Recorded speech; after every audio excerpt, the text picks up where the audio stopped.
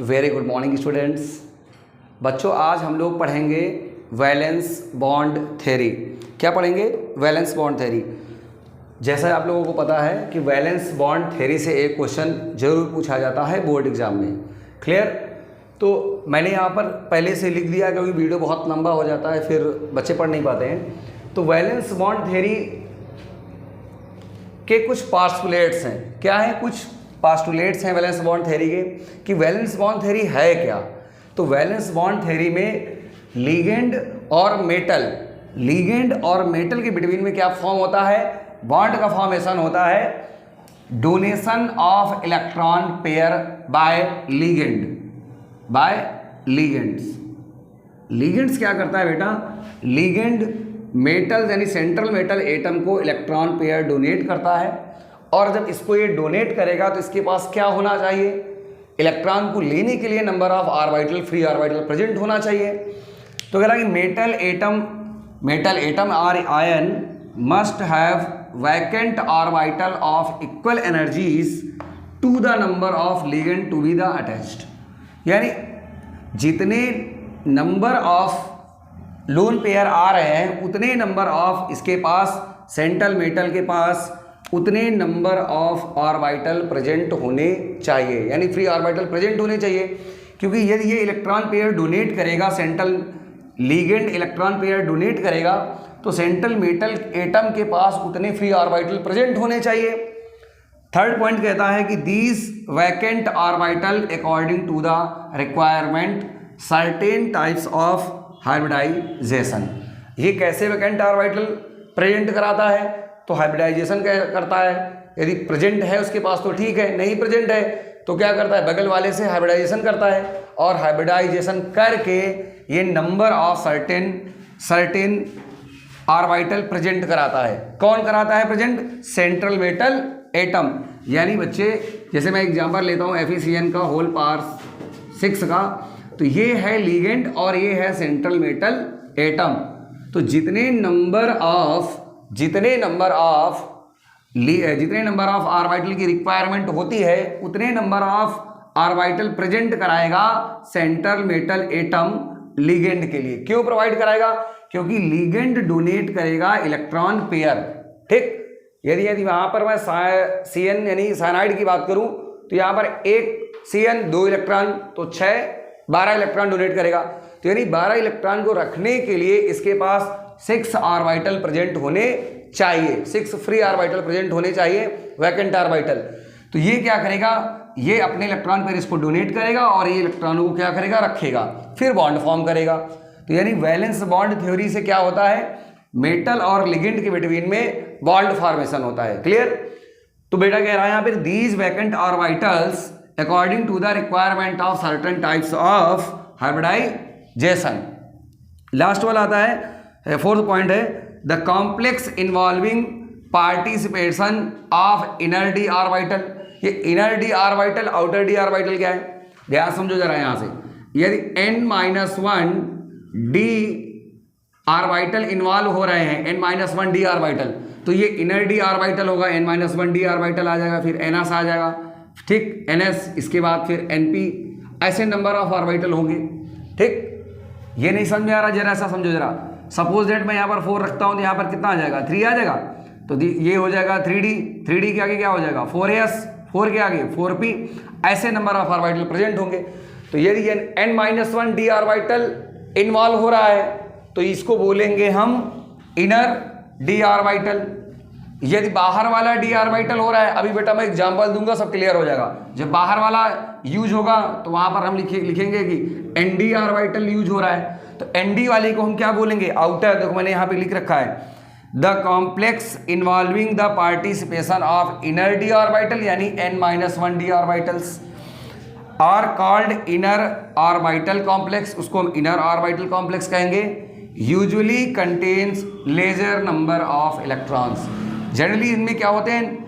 जब laser number of electrons होते हैं, इसीलिए हम इसको बोलते हैं लो स्पिन कॉम्प्लेक्स और स्पिन पेयर कॉम्प्लेक्स।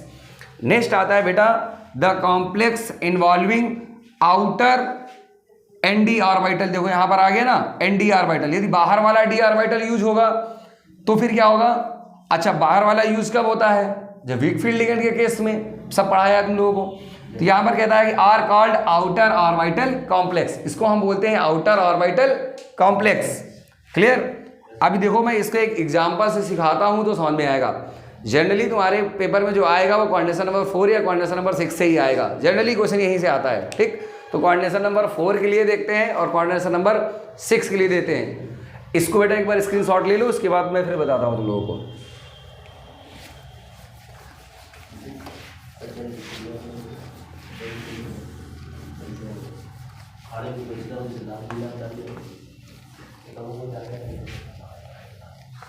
देखो वैलेंस बॉन्ड थ्योरी में कुछ दिमाग नहीं लगाना है। वैलेंस बॉन्ड थ्योरी में सब हो क्या रहा है, यानी बेटा यहां पर इंटरमिक्सिंग ऑफ ऑर्बिटल क्या हो रहा है?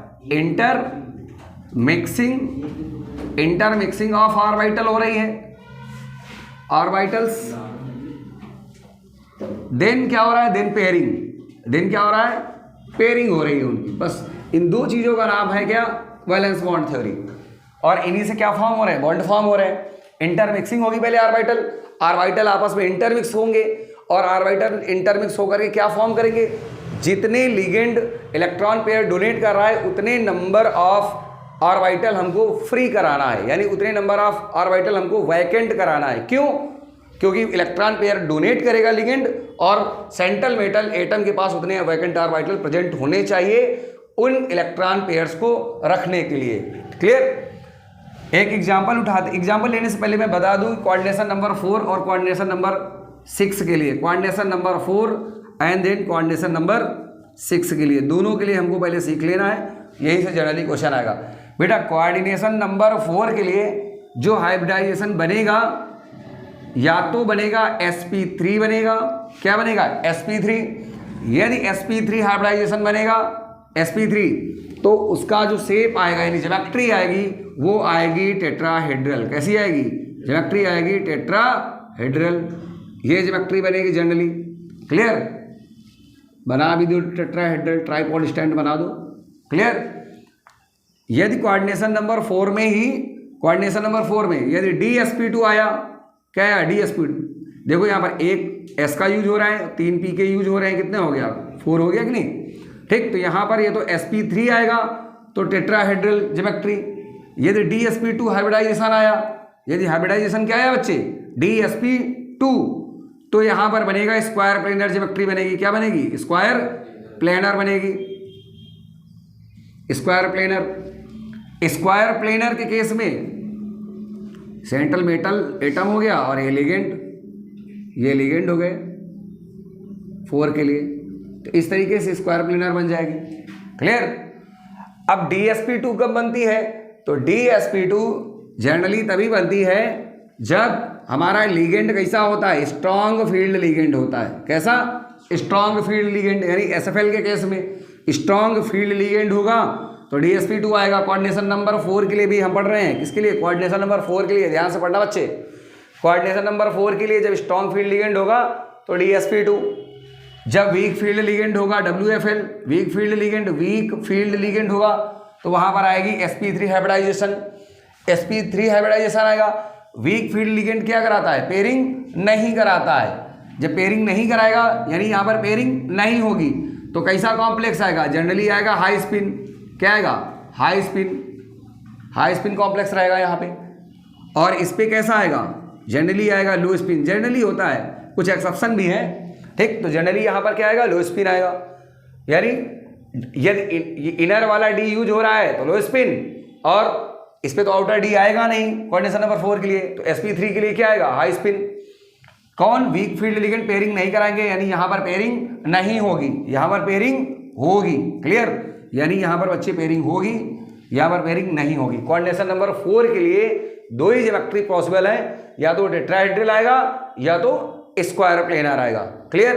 अब कोऑर्डिनेशन नंबर 6 के लिए समझ लेते हैं। कोऑर्डिनेशन नंबर 6 के लिए यदि आउटर वाला, बेटा ध्यान से सीखो इधर, यदि आउटर वाला डी यूज हो रहा है तो आएगा sp3d2। ये हाइब्रिडाइजेशन बनेगा।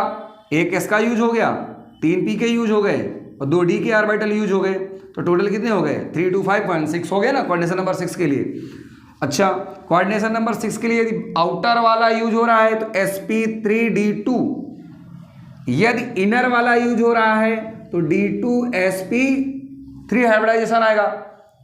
d2sp3 इनर वाले के लिए, और इनर वाला किसके केस में आता है? स्ट्रॉन्ग फील्ड, यानी यहां पर एसएफएल के केस में आएगा d2sp3। और एक ऐसा कॉम्प्लेक्स होगा, जनरली ये लो स्पिन होगा, लो स्पिन कॉम्प्लेक्स आएगा। क्लियर? यहां पर ये किसके केस में आएगा? WFL के केस में, वीक फील्ड लिगेंड के केस में। और यहां पर कैसा आएगा? इसका स्पिन जनरली कैसा आएगा? हाई स्पिन आएगा, हाई स्पिन। 100% नहीं बचे बेटा कि तुम बस लो स्पिन हाई स्पिन करते चले जाओ। देखेंगे, बताऊंगा एग्जांपल लेकर के, वहां पे सिखाऊंगा कि इस पे भी आ सकता है हाई स्पिन, कैसे आएगा वो भी देखेंगे। कोऑर्डिनेशन नंबर 6 के लिए जरा देखो, चाहे sp3d2 आए या d2sp3, दोनों के लिए जो ज्योमेट्री बनेगी वो बनेगी ऑक्टाहेड्रल। क्या बनेगी? ऑक्टाहेड्रल। ऑक्टाहेड्रल ज्योमेट्री बनाना बहुत आसान है। कैसे ऑक्टाहेड्रल? ऑक्टाहेड्रल ज्योमेट्री के लिए एक जैसे बुक है, बुक में सारे कॉर्नर मैंने ऑल द 4 कॉर्नर्स पे, यानी प्लेन पे हो जाएंगे 4, 1 2 3 4, यानी 4 तो रहेंगे प्लेन पे लिगेंड, एक रहेगा ऊपर, एक रहेगा नीचे। क्लियर? 4 तो प्लेन पे ऑल द कॉर्नर्स, यानी यहाँ पर देखो ध्यान से, 4 तो रहेंगे कहाँ पे? कॉर्नर में। यदि मैं ऑक्टाहेड्रल का ज्योमेट्री बनाना सिखाता हूँ, इधर ही देख लो ज्योमेट्री इसकी। ऑक्टाहेड्रल के केस में 4 लिगेंड हमने लगा दिया प्लेन पे, ये एक सेंट्रल मेटल एटम है, एक लिगेंड इधर लगा दिया और ये 4 कॉर्नर्स पे लगा दिए, यानी ये सारे 4 के चारों क्या है? प्लेन में। एक प्लेन के ऊपर है यानी यहाँ पे, और एक प्लेन के नीचे, ऐसा। तो ये ज्योमेट्री तुम्हारी कहलाएगी ऑक्टाहेड्रल। ये क्या कहलाएगी बेटा? ये ज्योमेट्री कहलाएगी ऑक्टाहेड्रल। इसको सबको लिंक कब कर दो, देखो ऑक्टाहेड्रल बनता नजर आएगा। ऊपर हो गया, इनको नीचे, ऑक्टाहेड्रल बन गई ना। तो ये ज्योमेट्री कहलाती है ऑक्टाहेड्रल। क्लियर? तो कोऑर्डिनेशन नंबर 4 के लिए तुमने सीख लिया है, तो टेट्राहेड्रल आएगा कब? जब sp3 होगा। स्क्वायर प्लेनर कब आएगा? जब dsp2 होगा। कोऑर्डिनेशन नंबर 6 के लिए बेटा देखो जरा, जब sp3d2 यदि बाहर वाला यूज हुआ है उसके केस में कौन सा आएगा? डबल वीक फील्ड लिगेंड होगा, तब बाहर वाला डी यूज होगा। क्यों? क्योंकि यहाँ पर नो पेयरिंग यहाँ पर नहीं कराते हैं, नो पेयरिंग, यहाँ पर पेयरिंग नहीं होगी। और स्ट्रॉन्ग फील्ड लिगेंड के केस में पेयरिंग होगी। क्या होगी बेटा? यहाँ पर पेयरिंग होती है, ये पेयरिंग करा के मानेगा। ठीक, तो यहाँ पर पेयरिंग होगी और यहाँ पर क्या निकल के आएगा उसका ज्योमेट्री? ऑक्टाहेड्रल। और इस तरीके से ऑक्टाहेड्रल ज्योमेट्री बन जाएगी। ठीक, इसका स्क्रीनशॉट तुरंत लो बेटा। वीबीटी बहुत आसान है। वीबीटी कहता है पहले इंटरमिक्सिंग ऑफ ऑर्बिटल होगी, देन पेयरिंग ऑफ इलेक्ट्रॉन्स, इलेक्ट्रॉनों की पेयरिंग होगी। यानी इंटरमिक्सिंग और पेयरिंग इन दोनों का ही नाम है क्या? Valence bond theory. Then form होते हैं कोवेलेंट बॉन्ड। क्लियर? तो बच्चे यहाँ पर इंटरमिक्सिंग ऑर्बिटल किसके थ्रू होती है? हाइब्रिडाइजेशन के थ्रू होगी। हाइब्रिडाइजेशन होगा, इंटरमिक्सिंग ऑर्बिटल होगी। जितने पेयर ऑफ इलेक्ट्रॉन्स आ रहे हैं लिगेंड से, उतने नंबर ऑफ हमको वैकेंट ऑर्बिटल प्रोवाइड कराना है। क्लियर? तो बेटा जरा इसको नोट करो एक बार, चाहे तो स्क्रीनशॉट ले लो, और इसके बाद हम तुम लोगों को कुछ एग्जांपल्स कराते हैं कोऑर्डिनेशन नंबर 4 के, देन कोऑर्डिनेशन नंबर 6 के, जो सीधे बोर्ड एग्जाम में डायरेक्टली पूछे जाते हैं। क्लियर?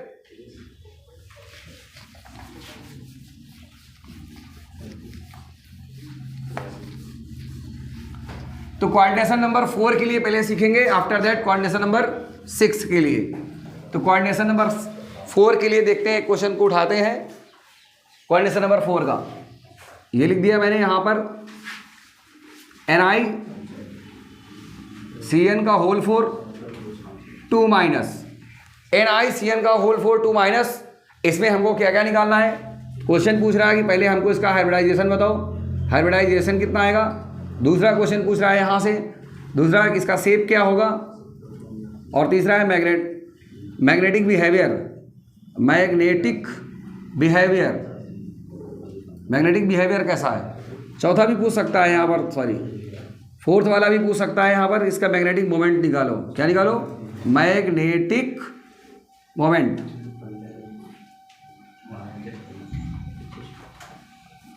तो कोऑर्डिनेशन नंबर बेटा पहले 4 के लिए, अच्छा देखो कोऑर्डिनेशन नंबर 4 के लिए हमने 2 ही तो बातें बताया है। या तो क्या बनेगा, या तो बनेगा sp3 हाइब्रिडाइजेशन आएगा, या फिर आएगा dsp2। क्लियर? dsp2 ज्योमेट्री इसके लिए आएगी टेट्राहेड्रल, और इसके लिए ज्योमेट्री क्या आएगी, इसके लिए ज्योमेट्री आएगी स्क्वायर प्लेनर। करते हैं जरा इस क्वेश्चन को, NiCN का होल 4 2 माइनस, ये क्वेश्चन है। तो सबसे पहला काम क्या करोगे बेटा, जो ये सेंट्रल मेटल एटम है इसका इलेक्ट्रॉनिक कॉन्फ़िगरेशन करोगे। क्या करोगे, इलेक्ट्रॉनिक कॉन्फ़िगरेशन। हमें निकालना क्या है, इसकी ऑक्सीडेशन स्टेट चाहिए। इलेक्ट्रॉनिक कॉन्फ़िगरेशन करने से क्या पता चल जाएगा कि यहाँ पर कितना है, 28 होता है। 28 3D सीरीज में आता है। कहाँ पर आता है, 3D सीरीज में। इतना 1s2 2s2 करने की जरूरत नहीं है तुम लोगों को, सीधे लिखो आर्गन हो गया 18, ये 3D 4s होता ही है। देखो बेटा इधर जितने 3D सीरीज वाले हैं उसमें लास्ट में लिखा 3D 4s। 21 का करना है, स्कैंडियम का करना है, उल्टा करके लिख देना। ये लिखा है 21, इसको लिख देना 12, खत्म हो गया इसका। क्लियर। ऐसे निकिल का करना है, निकिल कितना है 28 है ना, निकिल 28, उल्टा करके लिख दो यहाँ पर, कितना आ जाएगा 82 हो गया। आर्गन आगे लिखा हुआ है, आर्गन 18, और ये हो गया कितना 18 26 प्लस 2 28। क्लियर। तो इस तरीके से यहाँ से इलेक्ट्रॉनिक कॉन्फ़िगरेशन तो तुम लोग कर ही लोगे। यहाँ पर आ गया 3D 8 4s 2। क्लियर। अब इसका फाइंड कर लो बेटा ऑक्सीडेशन स्टेट।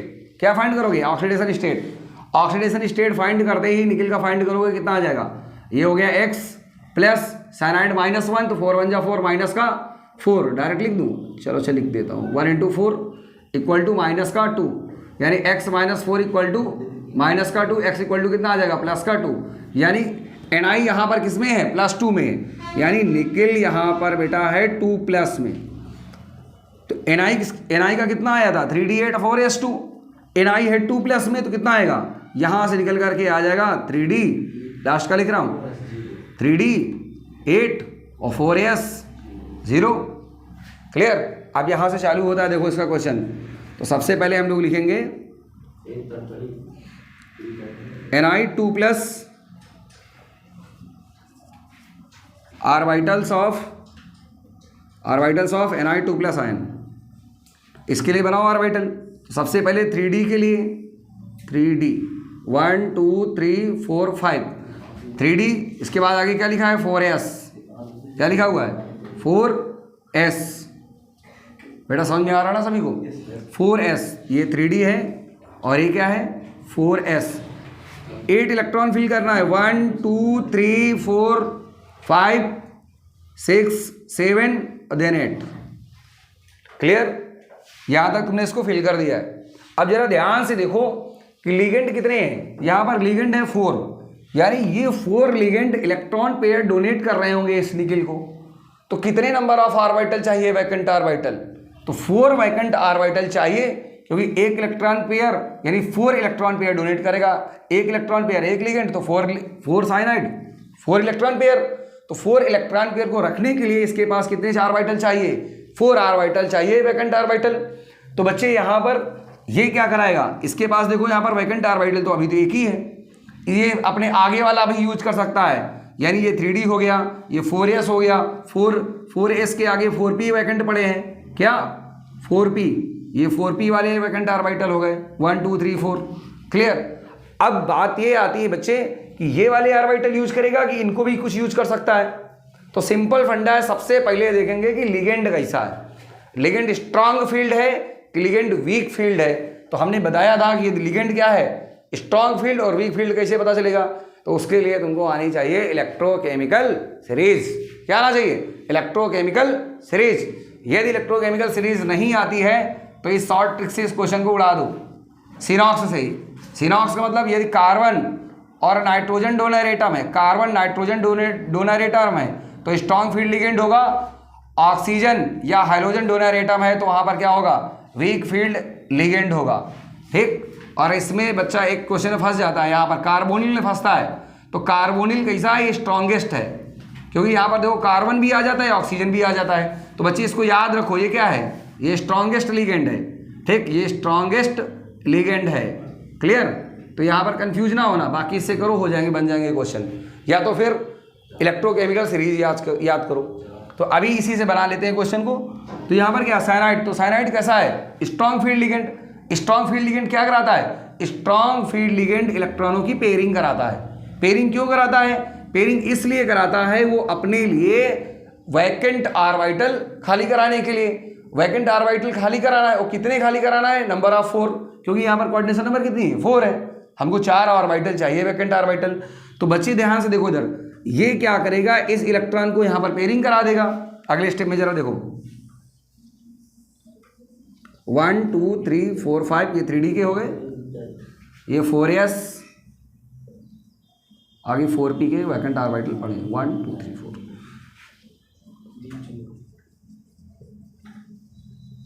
इस तरीके से था कुछ। ये क्या करेगा, इस वाले इलेक्ट्रॉन को यहां पर भेज देगा, इलेक्ट्रॉन को यहां पर भेजेगा, जैसे ही पेयरिंग करा देगा, ये पेयरिंग हो गई। नंबर ऑफ ऑर्बिटल कितने? 1 2 3 4, हमको 4 चाहिए थे, 1 2 3 4 ऑर्बिटल यहाँ पर 4 से ज़्यादा भी हमारे पास प्रेजेंट है, लेकिन हमको रिक्वायरमेंट कितनी है? ओनली 4 ऑर्बिटल की। तो सबसे पहले क्या करता है, ये इंटरमिक्सिंग ऑफ ऑर्बिटल करता है। क्यों इंटरमिक्सिंग करता है? क्योंकि हमको सभी की एनर्जी क्या चाहिए? सेम चाहिए। ठीक, तो इंटरमिक्सिंग यानी जैसे ही हाइब्रिडाइजेशन का फंडा ही है बेटा। हाइब्रिडाइजेशन में क्या होता है, जितने हाइब्रिडाइज्ड ऑर्बिटल बनते हैं उनकी सबकी एनर्जी लेवल क्या हो जाता है? सेम हो जाता है। यानी अब यहाँ पर एक डी का यूज हुआ है, एक एस का यूज हुआ है, 2 ऑर्बिटल पी के यूज हुए हैं, यानी यहाँ पर dsp2 हाइब्रिडाइज्ड ऑर्बिटल्स बन चुके हैं। अब यहाँ पर जो भी ऑर्बिटल हैं सारे के सारे dsp2 है, यानी इसका नेम पूछोगे ये भी dsp2 है, ये भी dsp2 है, ये भी dsp2 है, ये भी dsp2। क्लियर? तो यानी यहाँ पर हाइब्रिडाइजेशन क्या आ गया? dsp2 hybridised orbital, dsp2 hybridisation आ चुका है बेटा। क्लियर? तो यहाँ पर हम लिख सकते हैं dsp2 हाइब्रिडाइज्ड ऑर्बिटल्स। क्लियर?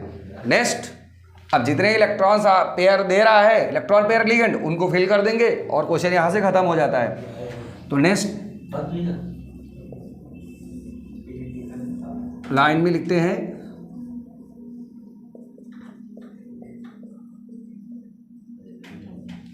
एक यहां पर फिल हो जाएगा, यानी यहां पर 2 इलेक्ट्रॉन फिल कर दिए जो लिगेंड दे रहा है साइनाइड, और 2 यहां पर फिल हो जाएंगे। इनको लिख लो एक बार।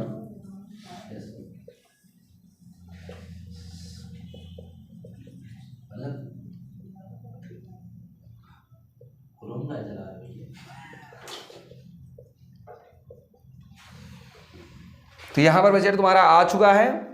यहां पर हम लिख सकते हैं कितने 4 CN दे रहे हैं, कितने 4 पेयर, यानी 4 pair of electrons from 4 CN minus, यानी 4 पेयर ऑफ इलेक्ट्रॉन्स, यानी 4 पेयर ऑफ इलेक्ट्रॉन्स दे रहा है कौन? 4 CN माइनस, यानी कितने CN माइनस है? 4 CN माइनस है यहाँ पर। तो 4 CN minus 4 pair of electron दे रहे हैं, जिसको मैंने क्रॉस से दिखाया है। ये इलेक्ट्रॉन लिगेंड डोनेट कर रहा है सेंट्रल मेटल एटम को। तो यहाँ से क्लियर हो गया, यानी कॉम्प्लेक्स कैसा आएगा? तो यहाँ पर कॉम्प्लेक्स हो जाएगा NiCN का होल 4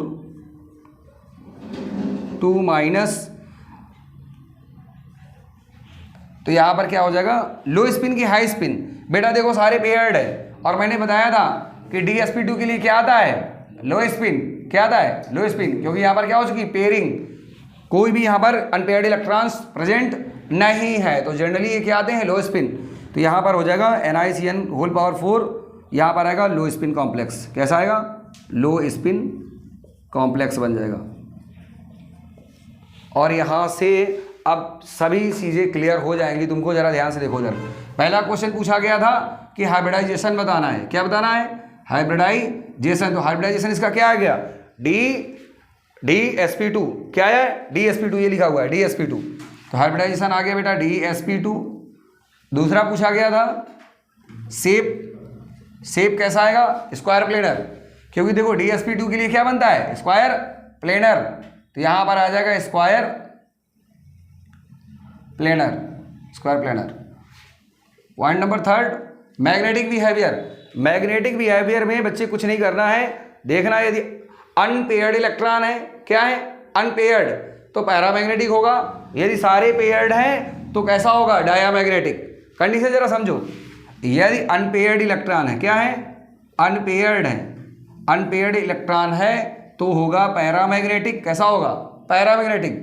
यदि पेयर्ड इलेक्ट्रॉन है, क्या है, पेयर्ड इलेक्ट्रॉन सारे हैं और सारे वैकेंट हैं, क्या है, वैकेंट ऑर्बिटल सारे वैकेंट हैं, वैकेंट भी होंगे तब भी होगा डायामैग्नेटिक। कॉन्सेप्ट क्लियर है कि नहीं? तो कॉन्सेप्ट बिल्कुल क्लियर रखो, या तो सारे या तो अनपेयर्ड आ जाए, कोई भी अनपेयर्ड आ जाए तो पैरामैग्नेटिक, या फिर सारे पेयर्ड हो या फिर वैकेंट हो, वैकेंट डी ऑर्बिटल, तो वो भी कैसा होगा, डायामैग्नेटिक नेचर होगा। क्लियर? तो यहाँ पर कैसे है, यहाँ पर देख लो सारे फुल्ली फील्ड है, यानी यहाँ पर कैसा हो जाएगा, इसका नेचर हो जाएगा डायामैग्नेटिक।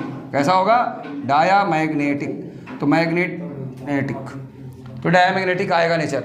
मैग्नेटिक मोमेंट निकालना है तो यहाँ पर कोई भी अनपेयर्ड इलेक्ट्रॉन प्रेजेंट नहीं है, तो यदि मैग्नेटिक मोमेंट निकालना चाहते हो तो मैग्नेटिक मोमेंट का फॉर्मूला होता है n+2 बोहर मैग्नेटॉन यानी Bm।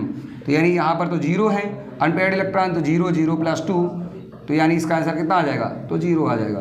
क्लियर? तो मैग्नेटिक मोमेंट नहीं होगा यहाँ पे। ठीक, तो इस तरीके से क्वेश्चन नंबर 4 के लिए ये फिनिश हो गया। ठीक, तो इसका एक बार स्क्रीनशॉट ले लो, फिर दूसरा बताता हूँ।